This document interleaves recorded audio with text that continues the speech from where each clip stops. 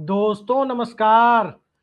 आज सुबह से चर्चा इस बात की है कि प्रधानमंत्री नरेंद्र मोदी ने इटली की राष्ट्रपति जॉर्जिया मेलोनी को कौन सा मेलोडी चॉकलेट गिफ्ट किया और इस चॉकलेट की आड़ में, गिफ्ट की आड़ में क्या यह तथ्य छिपाया जा रहा है कि मोदी की भारतीय जनता पार्टी ने कौन सा चॉकलेट जनता से छीनने का काम किया है।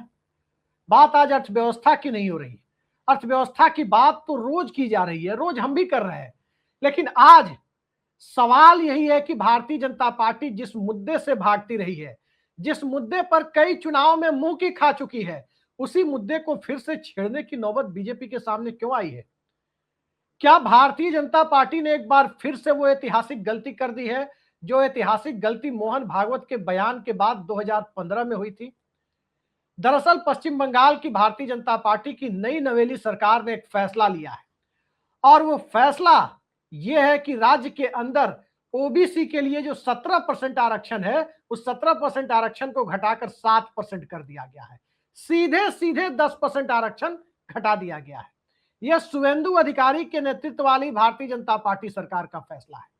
लेकिन यह फैसला एक ऐसे दौर में आया है जिस दौर में देश का सबसे बड़ा सूबा उत्तर प्रदेश चुनाव में जाने की तैयारी कर रहा है। उत्तर प्रदेश में जहां एक तरफ सांप्रदायिकता के ज्वार के सहारे चुनाव जीतने की कोशिश हो रही है, तो दूसरी तरफ जातीय समीकरण को ऊपर लाकर चुनाव जीतने की कोशिश हो रही है। सामाजिक न्याय बनाम सांप्रदायिकता के इस चुनावी जंग में उत्तर प्रदेश का चुनावी ऊंट किस करवट बैठेगा, इसको लेकर कुछ लोग 2024 के लोकसभा चुनाव से इसकी तुलना कर रहे हैं, तो कुछ लोग 2022 के विधानसभा चुनाव को सामने रखकर देख रहे हैं। लेकिन सवाल यह है कि मुद्दा यदि आरक्षण का गरमा रहा है और आरक्षण का मुद्दा गरमाने के बीच बंगाल सरकार का फैसला उत्तर प्रदेश पहुंचता हुआ दिख रहा है, तो यूपी की सियासत में ये कैसा रंग दिखाएगा, जरा इसकी एक बानगी अखिलेश यादव के बयान के रूप में देखिए। 17% से 7 कर दिया और यूपी में तो लूट ही रहे, इसीलिए आपको किताब छपवा के दी है। साफ जाहिर हो रहा है कि अखिलेश यादव ने बंगाल का मुद्दा लपक लिया है। बंगाल में जैसे भारतीय जनता पार्टी की सरकार ने आरक्षण घटाने का फैसला किया, ओबीसी वर्ग का आरक्षण, पीडीए की राजनीति करने वाले मंडल पार्ट 2 को पीडीए के सहारे फिर से खड़ा करने की कोशिश में लगे अखिलेश यादव ने इस मुद्दे को बखूबी लपकने का काम किया है। और आज लखनऊ में जिस प्रकार से उन्होंने पार्टी के सम्मेलन में जो बातें कही है, उसमें कई सारी बातें एक साथ निकलकर सामने आई। अखिलेश यादव ने जो कहा कि 17% को घटाकर 7% कर दिया और उत्तर प्रदेश में कथित आरक्षण चोरी का वो जिक्र करते दिखाई दे रहे हैं। एक बुकलेट भी निकाल रहे हैं कि 22 परीक्षाओं में किस तरह से आरक्षण चोरी हुई है। ये मैं नहीं कह रहा, ये अखिलेश यादव के आरोप है। अब सवाल ये उठता है कि अखिलेश यादव इस मुद्दे को लपक क्यों रहे हैं और भारतीय जनता पार्टी का चुनावी हिंदुत्व उत्तर प्रदेश में बिखरने की गुंजाइश क्यों बनती जा रही है। इन सब के बीच गोदी मीडिया आपको मेलोडी और मेलोनी की खबर को लेकर वहीं पर घुमाने फिराने की कोशिशें क्यों कर रहा है। राहुल गांधी भी अपने तरीके से देश की अर्थव्यवस्था की बात कर रहे हैं। देश की अर्थव्यवस्था के साथ सामाजिक न्याय और जाति जनगणना की बात भी राहुल गांधी पहले से करते रहे हैं। और जब अखिलेश यादव 90 दिन के अंदर, जी हां, अगर सपा की सरकार बनी तो 90 दिन के अंदर जाति जनगणना कराने की बात अखिलेश यादव आज कहते हुए दिखे, बंगाल के आरक्षण कम करने के फैसले को लेकर यूपी में राजनीति करते दिखे, परीक्षाओं में कथित आरक्षण चोरी को लेकर बुकलेट निकालते हुए दिखे, उस परिस्थिति में जरा 2015 के बिहार चुनाव को याद करना जरूरी हो जाता है। 2015 में नरेंद्र मोदी की आंधी चल रही थी।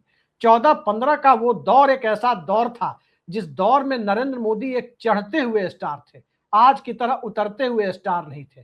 संन्यास के करीब जाने वाले क्रिकेटर की जो हालत होती है, वो हालत आज कमोबेश नरेंद्र मोदी की बनती जा रही है। लेकिन 2014 में तो करियर का आगाज धमाकेदार ढंग से करने वाले क्रिकेटर की तरह सियासत की पिच पर जब नरेंद्र मोदी बैटिंग करते हुए दिखाई दे रहे थे, उस वक्त भला किसने सोचा था कि मोहन भागवत ने जो बयान बिहार में नहीं दिया, बिहार के बाहर दिया, उस बयान को कैसे लालू यादव और नीतीश कुमार के उस वक्त की जोड़ी लपक लेगी और भारतीय जनता पार्टी को उस चुनाव में नरेंद्र मोदी की तमाम चुनावी रैलियों के बावजूद, छोटे छोटे कस्बे में उतरने के बावजूद, नीतीश कुमार के डीएनए पर सवाल उठाने के बावजूद भारतीय जनता पार्टी को कहीं का बिहार की जनता ने नहीं छोड़ा था। तो उन सब के पीछे आरक्षण एक मुद्दा था और वो मुद्दा गरमाया था मोहन भागवत के आरक्षण की समीक्षा वाले बयान से। क्या शुभेंदु अधिकारी की सरकार ने वही खेल कर दिया है बंगाल के साथ जो उत्तर प्रदेश में अखिलेश यादव को लंबे समय से जिसकी प्रतीक्षा थी? अखिलेश यादव के लिए 3-4 चीजें अब साफ दिख रही है और पिछले कई चुनाव में वो फेल होते हुए दिखे। उस फेल होते हुए दिखने के पीछे जो कारण था, अब अखिलेश यादव ने इसे समझ लिया है, लोकसभा चुनाव के वक्त से साफ दिखने लगा था। जरा सोचिए, 2017 में समाजवादी पार्टी विधानसभा का चुनाव लड़ रही थी, कांग्रेस के साथ गठबंधन करके, राहुल गांधी के साथ गठबंधन करके नारा दिया गया था, यूपी को ये साथ पसंद है। अंदर खाने बैकडोर से प्रशांत किशोर की भी मदद लिए जाने की बात कही गई थी, लेकिन वो नारा टाए टाए फिस हो गया, क्योंकि उस वक्त उत्तर प्रदेश में प्रधानमंत्री नरेंद्र मोदी की बातों पर लोग एतबार करते हुए दिखे थे। कौन सी बातें? अखिलेश जी, आपका काम बोलता है या कारनामा बोलता है? उत्तर प्रदेश में शमशान बनना चाहिए तो कब्रिस्तान भी बनना चाहिए, या कब्रिस्तान बनना चाहिए तो शमशान भी बनना चाहिए, इस तरह की बातें। लेकिन शमशान और कब्रिस्तान के सहारे दुनिया में किसी देश की जीडीपी नहीं चलती है। शमशान और कब्रिस्तान के सहारे, काम या कारनामे के सहारे देश में कहीं भी सियासत नहीं चलती है। इस बात को समझने में अखिलेश यादव ने 7 साल लगा दिए। 17 से 24 आ गया, 19 का चुनाव बसपा के साथ गठबंधन कर लड़े, बुआ बबुआ गठबंधन की बातें हुई, लेकिन गठबंधन दलों के बीच तो हुआ, दिलों का गठबंधन बन नहीं पाया। और 2022 का चुनाव जो समाजवादी पार्टी बहुत अच्छा प्रदर्शन करने के बावजूद नतीजों में कन्वर्ट नहीं करा सकी, उसके पीछे कारण यही था कि अखिलेश यादव ने सामाजिक न्याय के मुद्दे की जगह एक बार फिर से अपने एक्सप्रेसवे विकास, लैपटॉप और तमाम मुद्दों को आगे बढ़ाने का फैसला किया। लेकिन अब साफ दिखाई दे रहा है कि भारतीय जनता पार्टी और नरेंद्र मोदी से अखिलेश यादव ने कुछ सीखा है, तो यही सीखा है कि सत्ता में आने के बाद जो काम करना है, काम किया जाना चाहिए। चुनाव लड़ने के लिए काम का बहुत ज्यादा महत्व नहीं होता। चुनाव के नैरेटिव, खासकर मंडल कमीशन की रिपोर्ट के बाद से उत्तर भारत में, हिंदी भाषी भारत में 2 ही आधार पर मोटे तौर पर तय होते हैं। एक, सांप्रदायिक ज्वार को उभारने की कोशिश जिसमें कमंडल सामने आता है, दूसरी तरफ जातीय राजनीति की कोशिश जिसमें मंडल सामने आता है। मंडल वाली राजनीति को पीडीए के नए फॉर्म के सहारे अखिलेश यादव ने 2024 में पकड़ा और उसमें कांग्रेस पार्टी ने संविधान बचाओ का नैरेटिव जिस तरह से ऐड किया, बहुजन समाज पार्टी जिस ढंग से लगातार पिछड़ती चली गई और दलित वोटों का भी एक ठीक ठाक छोटा ही सही हिस्सा कांग्रेस पार्टी की गारंटी को मानते हुए, कांग्रेस पार्टी के साथ अपने पुराने जुड़ाव को देखते हुए जब उत्तर प्रदेश में जुड़ना शुरू हुआ अखिलेश यादव के साथ, तो उत्तर प्रदेश में भारतीय जनता पार्टी की चुनावी खटिया खड़ी होनी शुरू हो गई। आदर्श स्थितियां अखिलेश यादव के लिए कैसे बनती है, समाजवादी पार्टी के लिए कैसे बनती है, जो तेजस्वी यादव के लिए नहीं बनती। तेजस्वी यादव 2020 या 25 के चुनाव में सामने से लड़ रहे थे नीतीश कुमार से। नीतीश कुमार भी पिछड़े वर्ग से आते हैं, तेजस्वी यादव भी ओबीसी वर्ग से आते हैं। अब दोनों चूंकि ओबीसी वर्ग से आते हैं, लिहाजा आरक्षण और सामाजिक न्याय का मुद्दा बिहार जैसे राज्य में नीतीश कुमार बनाम तेजस्वी यादव की स्थिति में टिक नहीं पाया। लेकिन यही मुद्दा जब योगी आदित्यनाथ, जो राजपूत जाति से आते हैं, अपर कास्ट से आते हैं, उनके सामने पीडीए का नैरेटिव जाति जनगणना, संविधान बचाओ, उत्तर प्रदेश में 69,000 शिक्षक भर्ती, जिसे आज उन्होंने मुद्दा बनाया और कहा कि 90 दिनों के अंदर सपा सरकार बनने पर अखिलेश यादव इसे दुरुस्त करा देंगे, ये सारी बातें जब वो कह रहे हैं तो कई सारे सवाल खड़े होते हैं कि क्या योगी आदित्यनाथ की राजनीति चुनावी हिंदुत्व को अपर कास्ट हिंदुत्व, सवर्ण हिंदुत्व बनाने की दिशा में अखिलेश यादव तो नहीं बढ़ रहे? ये एक बड़ा सवाल है। और इसी बीच ठाकुर बनाम ब्राह्मण की सियासत जो उत्तर प्रदेश में होती रही है, वो भी कहीं ना कहीं अखिलेश यादव के लिए एक सिल्वर लाइनिंग का काम कर रही है। लेकिन इन सब के बीच भारतीय जनता पार्टी क्या कर रही है, यह भी देखना दिलचस्प है। बीजेपी की तरफ से किस तरह के बयान आ रहे हैं। नमाज लोग शिफ्ट में पढ़े, ये बात उत्तर प्रदेश के मुख्यमंत्री कह रहे हैं। साफ साफ दिखाया जा रहा है कि उत्तर प्रदेश में एक खास अल्पसंख्यक समुदाय एक बार फिर से चुनावी नैरेटिव सेट करने के लिए केंद्र में ला दिया जाए, वो कोशिश की जाए। इकरा हसन एक सांसद है समाजवादी पार्टी की। इकरा हसन को थाने में बिठा करके रखा जाता है। कहीं ना कहीं ये कोशिशें दिख रही है कि एक बार फिर एक खास अल्पसंख्यक समुदाय को सामने रखकर एक व्यापक बहुसंख्यक एकता की कोशिशें की जाए। लेकिन क्या ये व्यापक बहुसंख्यक एकता की कोशिशें योगी आदित्यनाथ के नेतृत्व में संभव हो पाएगी? ये एक बड़ा सवाल है, क्योंकि जिस तरह से समाजवादी पार्टी 17 में बाहर हुई और 24 में वापसी करती दिखी, लोकसभा चुनाव में भारतीय जनता पार्टी को धराशायी कर दिया, उस वक्त तो साफ साफ दिखाई देने लगा कि सभी पिछड़े वर्ग न सही, लेकिन जो डोमिनेंट ओबीसी कास्ट है, यादव, कुर्मी, मौर्य, कुशवाहा, इनके एक बड़े तबके के बीच में सामाजिक और राजनीतिक एकता बनती हुई दिखाई दी। और इस एकता के बनने के पीछे जो नैरेटिव सेट हो रहा था, वो नैरेटिव बिहार से निकला था। जाति जनगणना के नीतीश कुमार के फैसले के बाद से निकला था, और वो नैरेटिव ये था कि बैकवर्ड क्लासेज को यूनाइट होना होगा। अब बैकवर्ड क्लासेज के यूनाइट होने की कोशिशों में अभी भी अति पिछड़ा वर्ग का ज्यादातर हिस्सा भारतीय जनता पार्टी के साथ है, इसमें कहीं कोई दो राय नहीं है, क्योंकि अति पिछड़ा वर्ग और अपर कास्ट के बीच एक सामाजिक दूरी को कम करने की दिशा में बीजेपी और आरएसएस का चुनावी हिंदुत्व का जो फॉर्मूला है, अभी भी एक चुंबक की तरह काम करता हुआ दिख रहा है। सीधा अगड़ा बनाम पिछड़ा की 90-91 वाली राजनीति हो नहीं पा रही है। लेकिन डोमिनेंट ओबीसी कास्ट के साथ अल्पसंख्यक वोटर, थोड़े दलित वोटर और कैंडिडेट के सहारे कुछ सीटों पर अपर कास्ट के वोटर जोड़ करके अखिलेश यादव एक ऐसे विनिंग कॉम्बिनेशन की तरफ बढ़ते हुए दिखाई दे रहे हैं जिसमें भारतीय जनता पार्टी के लिए चुनावी संभावनाएं लोकसभा से भी ज्यादा कमजोर होने की गुंजाइश दिख रही है। और इन सब के बीच आरक्षण पर बंगाल सरकार का फैसला, एक तरफ जाति जनगणना कब होगी, कैसे होगी, किस फॉर्मेट में होगी, जाति जनगणना का कॉलम कैसे तय किया जाएगा, इसको लेकर अभी तक संशय की स्थिति है। कैबिनेट ने कह दिया, राहुल गांधी ने मुद्दा बनाया, नीतीश कुमार ने बिहार से जाति जनगणना की चिंगारी को राष्ट्रीय स्तर पर हवा दी, राहुल गांधी ने राष्ट्रीय स्तर पर उस मुद्दे को लपका, और जिस ढंग से परिस्थितियां बनी उसमें कास्ट सेंसस की बात भारतीय जनता पार्टी को माननी पड़ी। लेकिन अब तक कास्ट सेंसस कैसे होगा, क्या होगा, किसी को कुछ दिखाई नहीं दे रहा। उस परिस्थिति में योगी आदित्यनाथ का नेतृत्व भारतीय जनता पार्टी के लिए कहीं कोई घाटे का सौदा तो नहीं बनने जा रहा है। अब बीजेपी यूपी में ये तो कह नहीं सकती कि योगी आदित्यनाथ को मुख्यमंत्री नहीं बनाएंगे, ये कहने का अपना जोखिम है।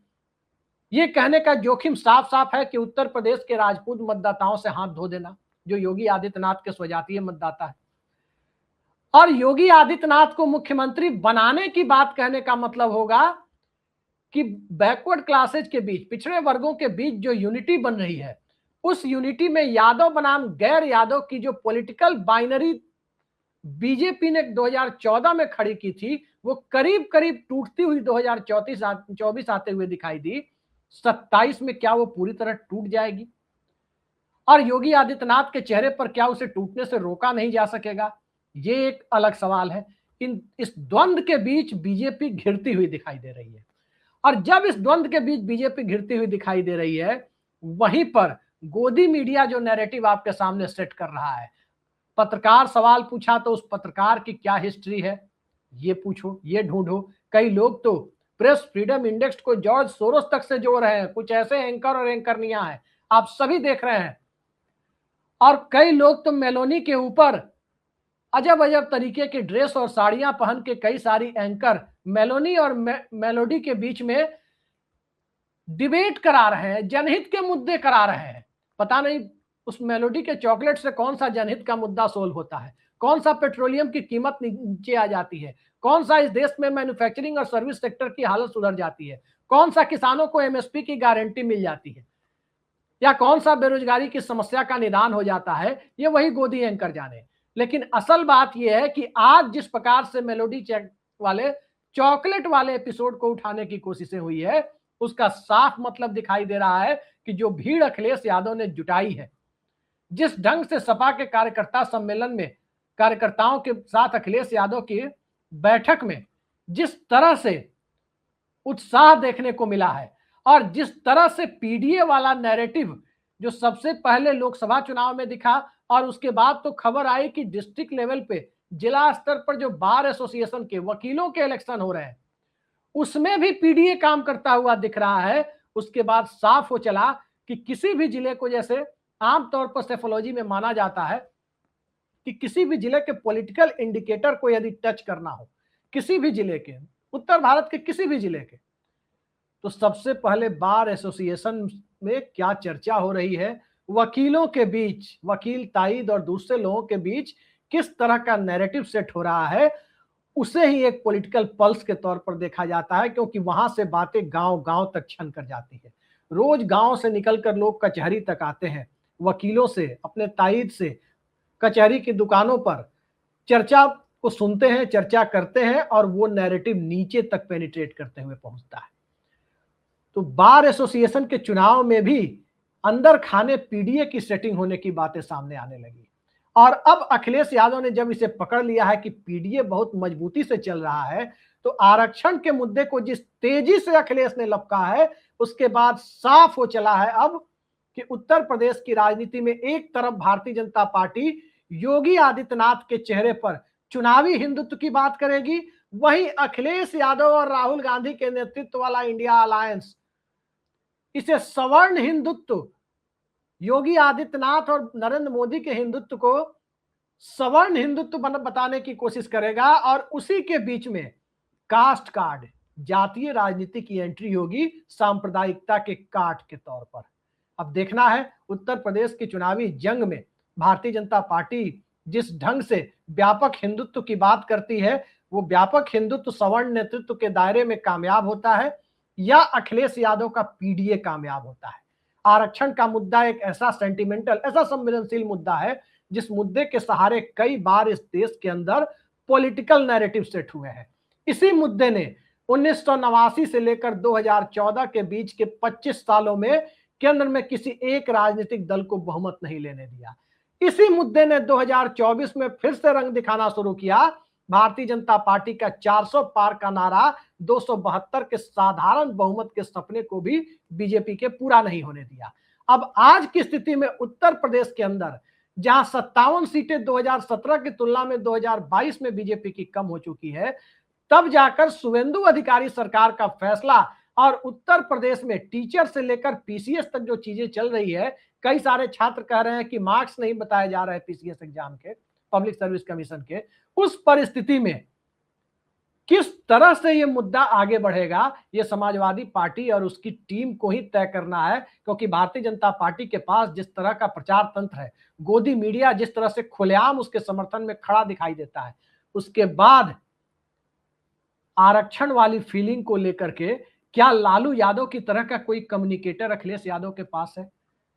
उत्तर भारत के नेताओं में यदि बात करें, हिंदी बोलने वाले नेताओं में यदि बात करें, तो इस बात को स्वीकार करने में कहीं से कोई गुरेज नहीं है कि अपनी बात को आसान भाषा में जनता तक पहुंचाने की जो कला लालू यादव या नरेंद्र मोदी में रही है, कम से कम बाद के दौर में 90 के दशक या उसके बाद के दौर में किसी भी राजनेता में नहीं रही है। कम पढ़े लिखे लोग, मजदूर वर्ग, किसान वर्ग, नौजवान वर्ग, इन सब के बीच अपनी बात को बेहद आसान शब्दों में पहुंचा देने की कला जो लालू यादव में थी, उसी कला का प्रदर्शन नरेंद्र मोदी ने किया। लेकिन क्या नरेंद्र मोदी की इस कला का जवाब आरक्षण के फॉर्मूले से लालू यादव जैसे व्यक्तित्व को अपने आईने में सामने रखकर अखिलेश यादव दिखा पाएंगे? देखते हैं क्या होता है। लेकिन बिसात जिस तरह से बिछती हुई दिखाई दे रही है, उसमें साफ दिख रहा है कि भारतीय जनता पार्टी ने बंगाल में बाधा का अंदाजा लगाए बिना छलांग लगा दी है, और छलांग इस रूप पे लगाई है कि कलकत्ता में धमक सुनाई दे न दे, बलिया से लेकर नोएडा तक वो धमक उत्तर प्रदेश में, सोनभद्र से लेकर सहारनपुर तक वो धमक, और झांसी से लेकर लखीमपुर खीरी तक वो धमक आसानी से सुनाई देते हुए नजर आए। किसी को कोई आश्चर्य नहीं होना चाहिए। आज के लिए इतना ही। नमस्कार।